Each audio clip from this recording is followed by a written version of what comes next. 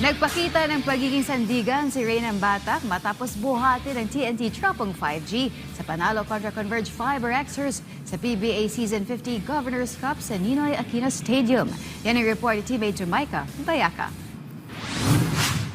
Kawalan ng TNT Tropang 5G ang mga veteranong sina Jason Castro at Calvin Oftana dahil sa injury habang hindi pa rin natapos ni Jordan Heading ang laro matapos magtamo ng pinsala. Pero hindi nagpa-apekto si Reynan Batak na siyang nanguna sa opensa para sa TNT kontra Converge Fiber Xers sa PBA Season 50 Governors Cup. Sa laban kagabi sa Ninoy Aquino Stadium, nagbuhos ang literan product ng 30 points at 4 na assist, kabilang ang isang crucial na tres na nagbigay sa TNT ng 107-104 amante matapos ang mintis na layup ni Mikey Williams. Pagkatapos maitabla ni Maal Franklin ang laro sa 107 all mula sa 4 na sunod na free throws, may 9 na segundo na lamang ang natitira, muling ipinakita ni ng Batak ang kanyang kumpiyansa. Sa huling possession, nagpakawala siya ng follow-away 3-pointer sa harap ni Alex Stockton na pumasok kasabay ng pagtunog ng buzzer para selyuhan ng 110-107 na dramatikong panalo ng TNT.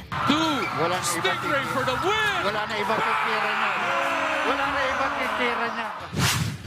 Character is what's within, and we don't have to talk about it to demonstrate it. But I thought tonight was definitely a gutsy character win. We could have folded so many times.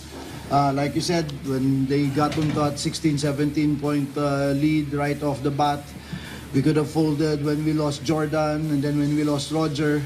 But still, the guys continued playing. Injured na nga si Jordan, injured pa si Roger. So wala nang ibang kailangang mag-step up dyan kundi yung nasa loob na lang ng court. So isa na ako dun. And syempre, as one of the leaders sa team na to, kailangan ko ipakita sa mga teammates ko na even though kulang-kulang tayo, lalaban pa rin tayo hanggat may pyesa.